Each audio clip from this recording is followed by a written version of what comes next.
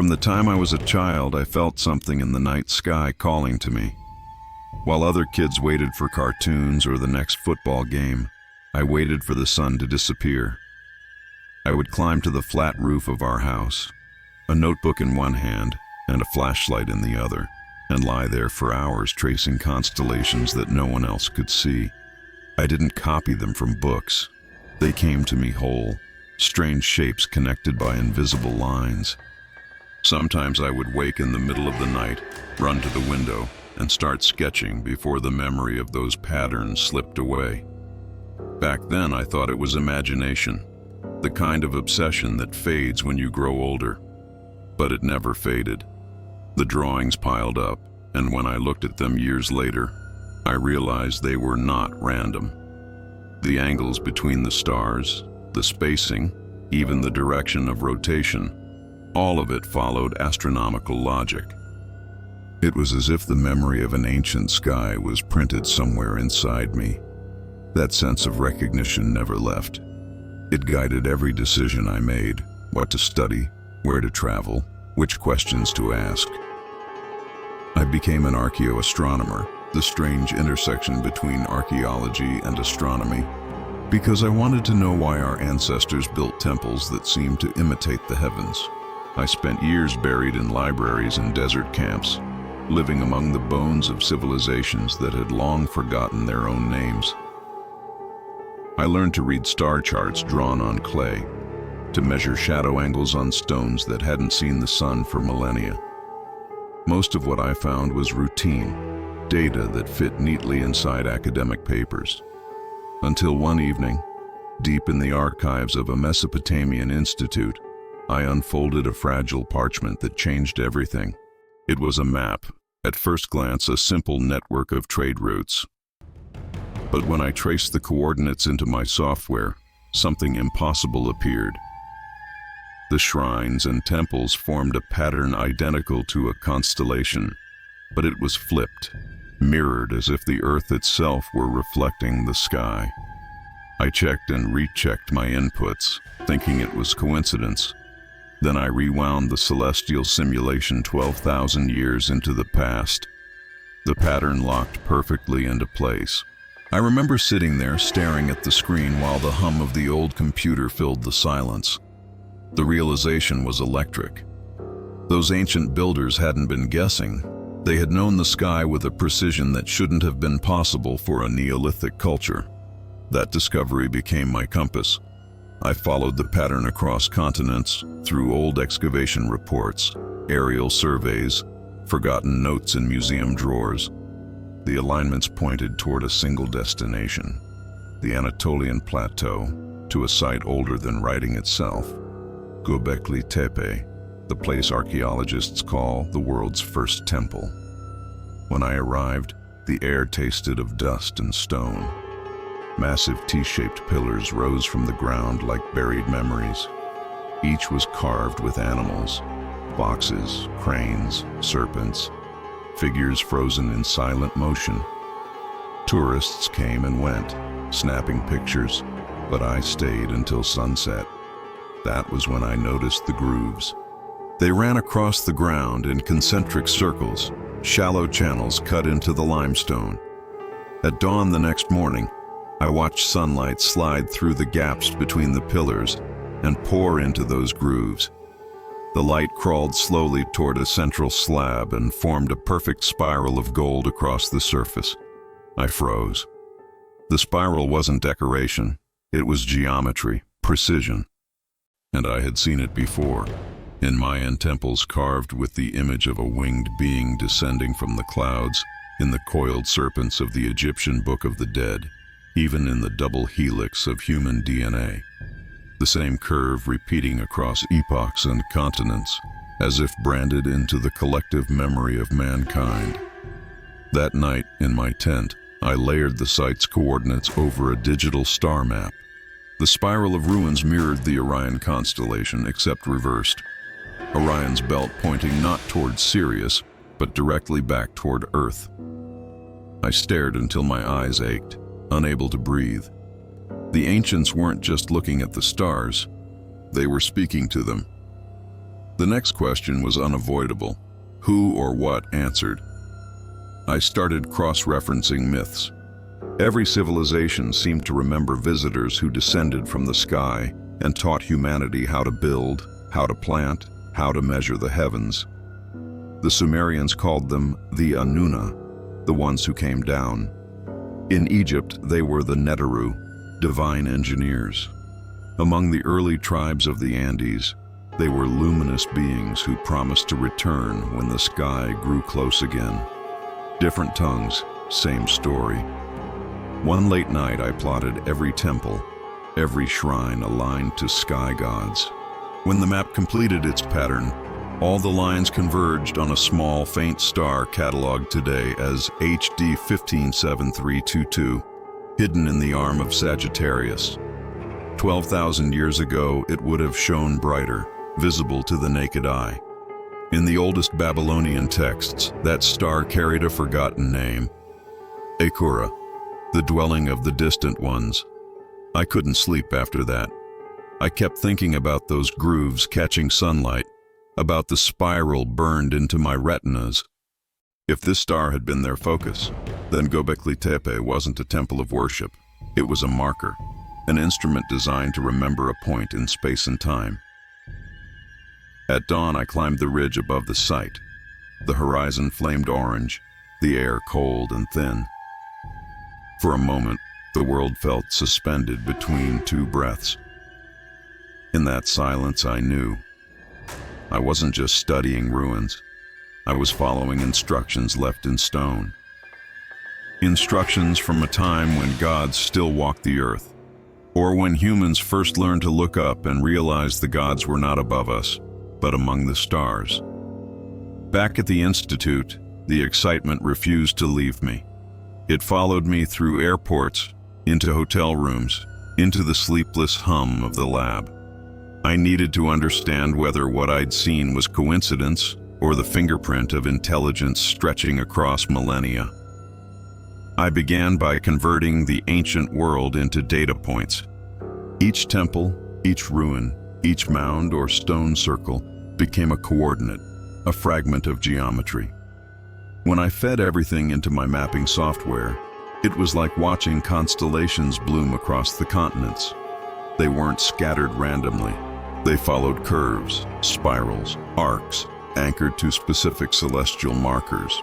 When I overlaid the entire global pattern onto a reconstruction of the night sky 12,000 years ago, a breathtaking geometry appeared. Earth itself mirrored a design descending from the heavens, a cosmic reflection. At its center gleamed that same faint star, HD 157322, the Babylonian Akura, the dwelling of the distant ones. Modern astronomers list it as an unremarkable binary star, but its motion through space was peculiar, like a heartbeat pulsing through time. I searched ancient records for more. In cuneiform tablets, the Sumerians described Akura as the cradle where the seeds of life were sown. Egyptian papyri spoke of the gate of light through which the gods descended. The Mayans and the Dogon people of Africa both referenced a star in the same sector of the sky, described as the womb of the universe. These cultures had no contact, no trade, no shared language, yet their myths overlapped like pages of the same forgotten book. I started noticing linguistic echoes. In Akkadian, the word Ilu meant both god and messenger. In Proto-Egyptian, Nedjer carried the same dual meaning, divine and mechanical. Even in pre-Columbian dialects, the word for sky being often derived from roots meaning to travel or to bring. It was as though the ancients were trying to describe advanced visitors using the only language they had, the language of divinity. As my data sets grew, so did the pattern's precision. Every culture that built monuments toward Akuria had also encoded numeric ratios, multiples of pi, golden sections, harmonic divisions that matched orbital mechanics. How could people with stone tools know numbers that describe planetary motion?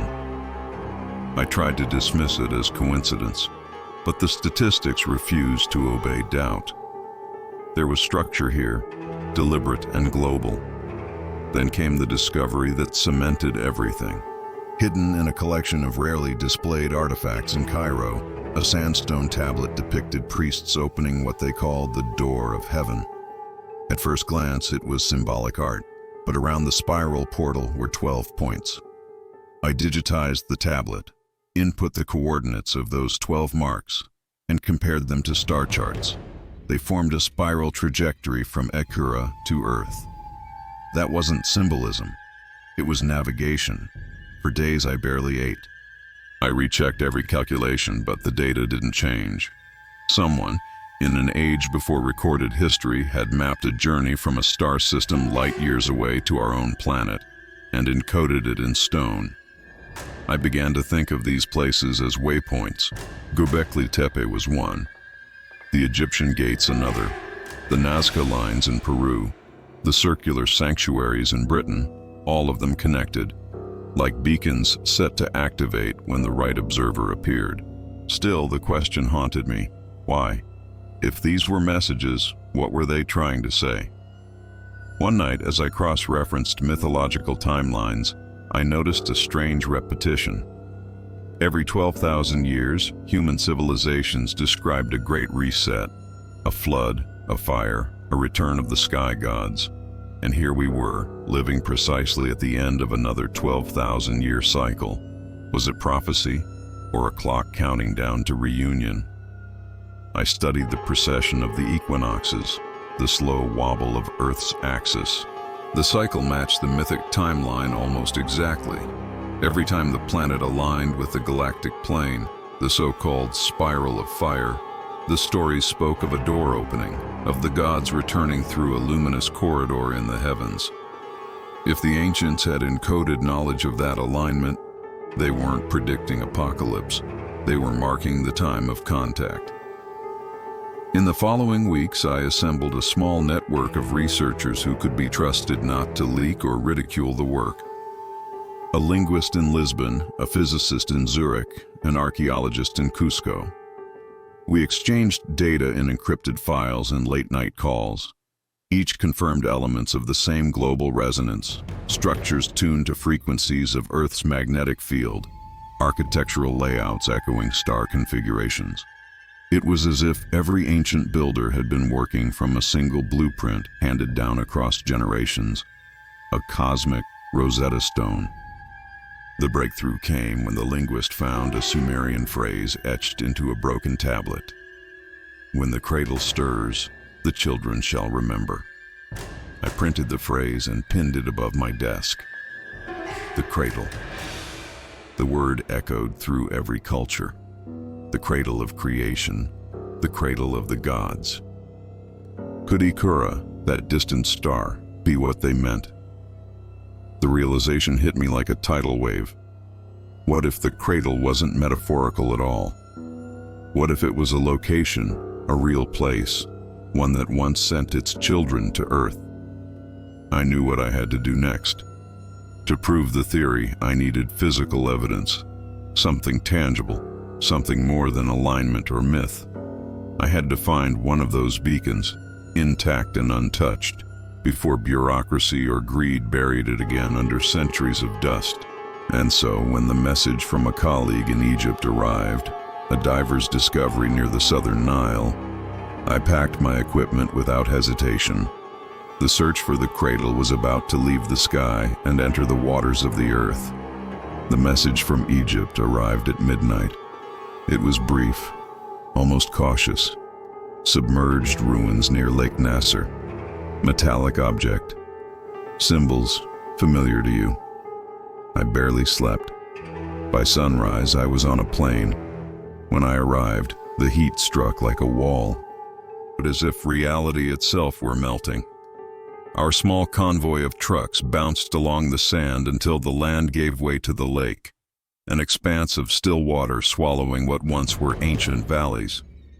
My colleague, Hassan, met me at the shore. He was a marine archaeologist, a man who had spent decades mapping submerged temples along the Nile. but the look in his eyes that day was something I had never seen before. "It's not stone," he told me quietly, "and it's not from here." We boarded a small research vessel. The equipment was minimal: a sonar array, a diving cage, a few oxygen tanks.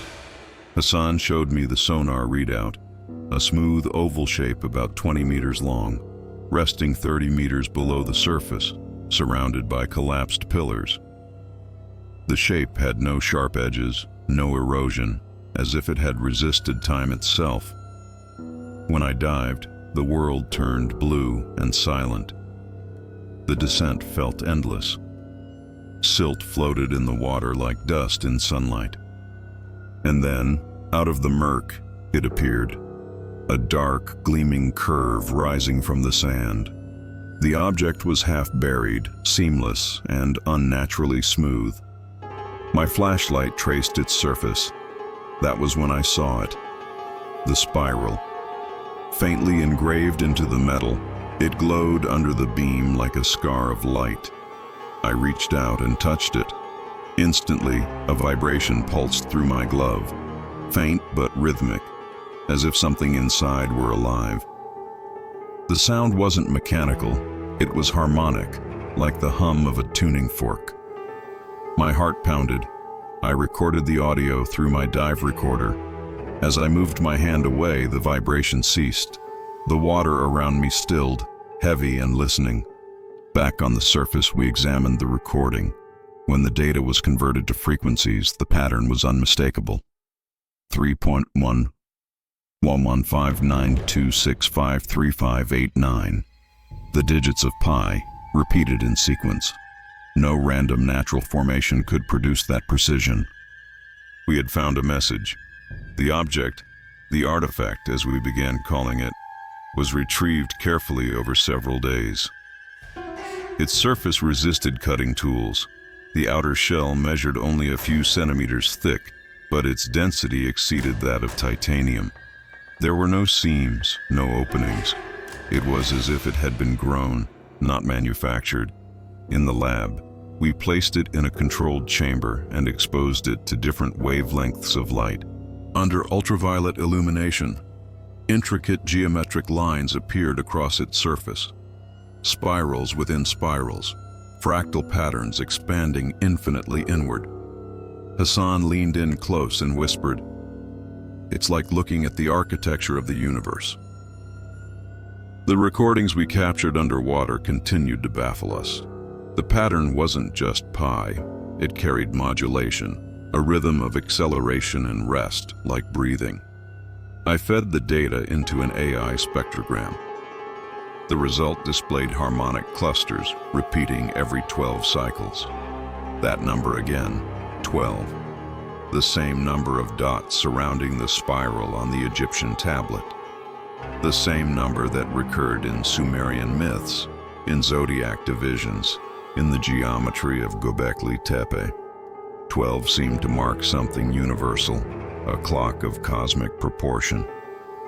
When I sent a summary of the data to a physicist friend in Geneva, his reply was cautious but clear. "This appears to be structured information. Possibly a transmission or a storage matrix. Its frequency response is non-terrestrial." He didn't elaborate, but I didn't need him to. The implication was enough. The following morning, access to the site was abruptly revoked. The local ministry cited environmental regulations. Our research permits were nullified overnight. Hassan warned me not to ask questions, that it was better to leave quietly. But curiosity is a hunger that never sleeps. 2 nights later, I received an anonymous message from an untraceable address. "You have seen what you were meant to see. Do not disturb the cradle." The cradle again. The word echoed from the text, from my notes, from the depths of the lake. It was as if the universe itself whispered it through every layer of history. Still, I couldn't let it go. I brought the audio back to my own lab and spent weeks analyzing it. When I ran the recording through a program that translated sound waves into visual patterns, the result was a complex spiral of symbols, lines that seemed almost alphabetic. A computational linguist I consulted said, almost in disbelief, "If this were a language, it's self-organizing like DNA." That comparison haunted me. DNA, the spiral of life. What if the message wasn't meant to be read but activated? In Sumerian mythology, the god Enki descends to rekindle the seed of life and leave his code in the waters. The parallels were too sharp to ignore. I replayed the vibration through speakers near the artifact. To my astonishment, the surface began to shimmer. Under magnification, microscopic fissures opened and closed in rhythm with the sound, as if the material were breathing. It wasn't alive in the biological sense, but it was responsive. Whatever this was, it had been designed to react to specific frequencies, perhaps even to human presence. When I realized that, a chill ran through me. I turned off the equipment and sat in the dark for hours, listening to the silence hum. Days later, new readings arrived from deep space observatories, weak but measurable signals emanating from the direction of HD 157322, the same three-note pattern detected in the artifact. It was as if someone, or something, had heard the call and was responding. At that point, I knew I was no longer dealing with archaeology. This was communication, a dialogue spanning time and distance. The cradle of the gods wasn't myth anymore. It was real, and it had awakened. Whether we were the children it once left behind or merely the next civilization to stumble upon its legacy, I couldn't yet tell. But I felt it, the presence of intention, the faint pulse of memory flowing through the stars and the water and the stone. And deep down, I began to understand that perhaps the cradle was never truly asleep. It was waiting for us to listen. The weeks that followed blurred into sleepless nights. I felt as if the boundaries of science and myth were collapsing inside my mind. Every time I listened to the vibration from the artifact, it stirred something in me. Not fear, not even curiosity, but a kind of recognition. It was like hearing a forgotten word in a language I once spoke long ago. I decided to treat the signal as a language. To do that, I needed a team. I contacted a handful of people I trusted: a theoretical physicist who specialized in harmonic resonance, a linguist who worked on undeciphered scripts, a musicologist obsessed with microtonal intervals, and a geneticist who understood information encoded in biological sequences. 4 minds from different worlds, brought together by one mystery. We set up a small, isolated lab, away from universities and bureaucrats. No press, no committees, just data and silence. The physicist began by converting the signal's frequencies into numerical ratios. The results showed mathematical symmetry.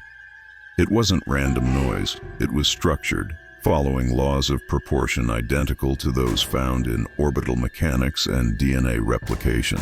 The linguist analyzed the temporal spacing between pulses and discovered something even more astonishing: a distribution pattern almost identical to Zipf's law, the statistical signature of human language. The artifact's hum behaved as if it were speaking. The musicologist then slowed down the audio by a factor of 1,000. What emerged was haunting: a melodic progression, 3 notes repeating, then pausing, then repeating again with subtle variations. It had syntax, rhythm, even emotion. We built a sound chamber, a spherical room lined with reflective panels, and placed the artifact at its center. Using a laser array, we projected light pulses synchronized with the vibration. The walls shimmered, scattering golden reflections. The air itself seemed to vibrate. Then it happened. Under specific frequencies, the same 3-note combination we had isolated, faint patterns appeared across the artifact's surface. Microscopic etchings illuminated themselves in ultraviolet light, forming spirals and geometric grids. For the first time, we were reading it. The linguist leaned close, eyes wide. "This isn't decoration," she whispered. "It's text." Each illuminated line contained repeating motifs, like hieroglyphs evolving with each resonance. I captured the images and fed them into translation algorithms. After hundreds of runs, a pattern emerged, triplets, repeating and expanding in sequences. When mapped visually, they resembled codons, the triplets of nucleotides that build DNA. The geneticist stared at the screen, speechless. "If this is what it looks like," he said, "then it's not just a message, it's an instruction set." The implication was staggering. The artifact wasn't meant to be read. It was meant to activate something, a code that spoke simultaneously to physics, to biology, and to consciousness. The physicist called it a universal protocol, a system that could transmit across the boundaries of matter and life. But as our excitement grew, so did a quiet unease. Every ancient text we re-examined carried a warning. The Sumerians wrote, "When sound and light align, the cradle awakens." The Egyptians echoed the same sentiment. "He who calls through the gate must be ready for what answers." Even the Mayans warned of the return through the spiral of fire. The linguist translated the last line we uncovered from the artifact. "When the stars remember their children, the sky shall open." Was it a prophecy or an instruction? The physicist argued it was simply a timing mechanism, a mathematical clock marking the next galactic alignment. But the way the air thickened around us when the signal played, the way lights flickered, and the way animals outside the facility fell silent, it felt like something aware was listening back. One evening, as I sat alone in the chamber, I played the recording at half volume. The 3 notes pulsed through the room like a heartbeat. I closed my eyes. Behind the sound, I could almost hear something else. A whisper, not in words, but in intent. A feeling of homecoming. When I opened my eyes, the artifact glowed faintly, a soft bluish light pulsating like breath. It wasn't bright enough to illuminate the room, but enough to make my skin prickle. For a moment I thought I heard my own voice echoed back, distorted, as if the artifact were mimicking me. I ran out, shaken but exhilarated. The others didn't believe it until we replayed the chamber's internal recording. My voice had indeed echoed where I hadn't spoken. It wasn't an illusion. The artifact had responded. After that, we stopped referring to it as an object. We called it the interlocutor. We began conducting controlled experiments, sending modulated sound sequences based on prime numbers, harmonic ratios, even fragments of human language. The artifact responded differently each time, with light, with faint electromagnetic bursts, with rhythmic vibrations that matched our inputs, as if learning, adapting. The linguist kept saying, "It's listening. It understands patterns." Our experiments reached a threshold we hadn't predicted. On the 12th day, the artifact emitted a low tone that resonated through the entire building, vibrating the walls, the tables, our own bones. When it stopped, every screen in the lab displayed a single symbol, a spiral of 12 loops, glowing white. The physicist looked at me and whispered, "It's synchronizing." Synchronizing with what, none of us knew. But I felt it, a deep hum beneath the earth, faint but constant. That night, as we shut down the lab, the linguist handed me a printout of the translated sequences. At the bottom of the page, she had written her own note. Maybe the gods never left. Maybe they just changed their language. Her words echoed in my mind as I drove home under a starless sky. The world outside looked unchanged. Streetlights, cars, the hum of human life. But everything felt subtly shifted, as if reality itself had expanded to make room for what we'd discovered. And yet, Despite all our decoding, we still didn't know the one thing that mattered most, what the message was preparing us for. The months that followed felt unreal, as if time itself had slowed down to watch what we were doing. The data we collected became denser, more complex. Each time we activated the artifact, its response changed, like an evolving dialogue. The frequencies it emitted began matching pulses recorded by observatories worldwide. It wasn't coincidence anymore. It was synchronization.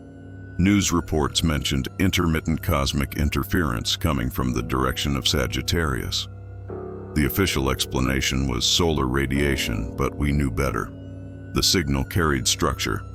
It repeated every 12 hours, 3 pulses followed by silence, then another 12-hour gap. 3 notes, 12 cycles, the same pattern from the artifact. One night, while reviewing data alone, I noticed something else. When the signal reached its peak intensity, it correlated precisely with spikes in Earth's magnetic field, like the planet itself was resonating. I stared at the numbers until dawn. The realization chilled me. The Cradle wasn't just a place in the sky or an object underwater. It was a network, Earth included. The following week, an envelope arrived at my door, no return address. Inside was a smooth black stone, warm to the touch, etched with the spiral. Beneath it lay a small flash drive. The file inside contained a single audio track. When I played it, the room filled with that familiar hum, those same 3 notes. But this time, after the silence, came something new. A voice. It wasn't human. It wasn't mechanical either.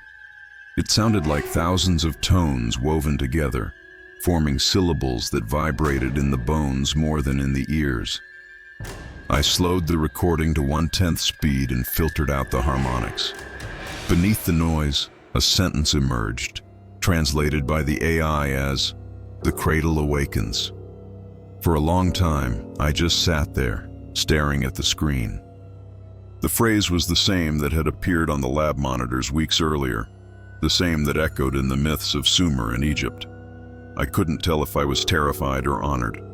I sent a copy of the file to Hassan in Egypt and to the linguist in Lisbon. 2 days later, both of their numbers went dark. Emails bounced back. Social media wiped clean. They were gone, vanished into silence. I wanted to believe it was coincidence, but the world around me began to shift. Power fluctuations, strange magnetic readings, radio interference cutting across civilian frequencies. The physicist called it a planetary resonance event. The phrase sounded clinical, but his eyes betrayed fear. At night, I started hearing it again. The 3 notes, faint, somewhere between my ears and the horizon. Even when the room was silent, the rhythm pulsed like an invisible heartbeat. Then, the observatories confirmed it. The signal wasn't just coming from HD 15732 anymore. It was now detectable from inside our solar system, near the Kuiper Belt. The same coordinates encoded in the anonymous message. Whatever was transmitting had moved closer. The world's media ignored it, distracted by politics and noise. Only a few scientific communities paid attention, and most of them dismissed it as background radiation. But deep inside, I knew. The timing, the frequency, the pattern, it all fit the prophecy of the alignment. The spiral of fire the ancients described wasn't poetic metaphor. It was a real cosmic event. The sun crossing the galactic plane, a gravitational doorway aligning the Cradle with Earth. I began to wonder if the ancients hadn't built temples to honor the gods, but to stabilize this connection, to remind the planet how to listen. And maybe that was happening again. A week later, the artifact inside our chamber reactivated on its own.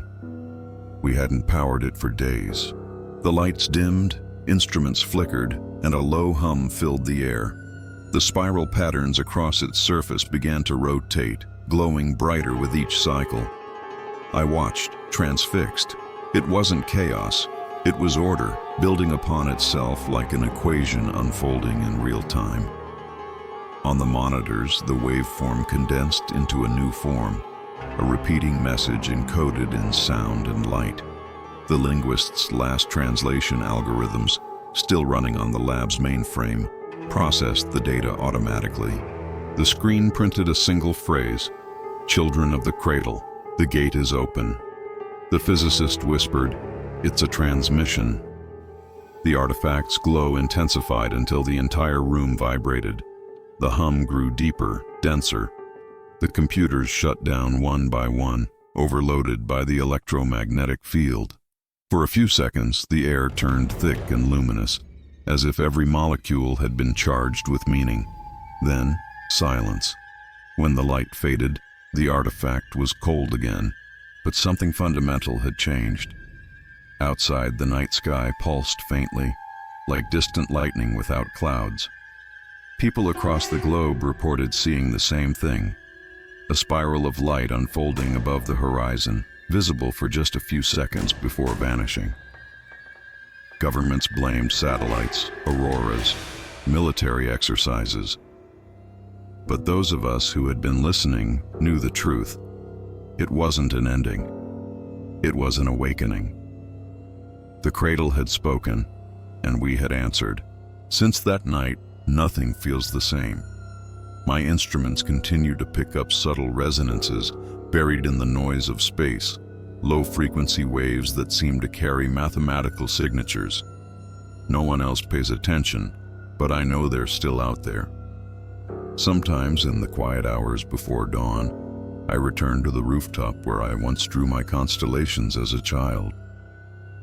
The sky feels heavier now, as if every star watches back. I wonder if the visitors the ancients worshipped were never gods at all, but explorers, teachers, travelers who seeded life across the stars. Maybe they didn't leave us behind. Maybe they left us instructions. Maybe we are the message. And if that's true, then this awakening isn't their return. It's ours. I look up at the faint glow of Sagittarius on the horizon and feel it again. That quiet pulse of recognition in my chest. The same one I felt in the waters of the Nile, in the stones of Göbekli Tepe, in the hum of the artifact. The Cradle is no longer silent, and somewhere in the endless dark between the stars, something has begun to listen back. That was the beginning of everything that came after.